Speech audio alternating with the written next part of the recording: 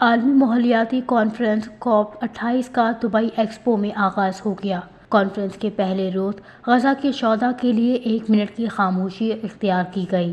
Conference میں برطانیہ کے شاہ چارلس، امریکی نائب صدر کاملا ہیرس اور نگراں وزیر اعظم انوار الحق کاکڑ کی سربراہی میں پاکستانی وفد سمیت دنیا کے 192 ممالک شریک ہیں۔ کانفرنس میں پہلے ہی دن بڑی پیش رفت بھی سامنے آئی کہ اقوام عالم نے ماحولیاتی تبدیلیوں سے نپٹنے کے فنڈ کی باضابطہ منظوری دے دی۔ ذرائع کے مطابق امیر ممالک موسمیاتی تبدیلیوں کے شکار ترقی پذیر اور غریب ممالک کی مالی مدد کریں گے۔ عالمی ماحولیاتی کانفرنس COP28 میں متحدہ عرب امارات نے $10 کروڑ، جرمنی نے $20 کروڑ، برطانیہ نے $6 کروڑ پاؤنڈ، امریکہ نے $1 کروڑ 75 لاکھ اور جاپان نے $1 کروڑ فنڈز دینے کا اعلان کیا۔ COP28 کے صدر جابر السلطان نے افتتاحی خطاب میں کہا کہ COP28 نے تیل و گیس کمپنیوں کو شریک کر کے دلیری دکھائی۔ فوسل فیولز پیدا کرنے والی کمپنیوں سے ڈائیلاگ ضروری ہے، اس کے بغیر صحت مند ماحول کے ہدف حاصل کرنا ناممکن ہے۔ صدر COP28 نے کہا ہے کہ ہمارے اقدام کو تنقید کا نشانہ بنایا گیا،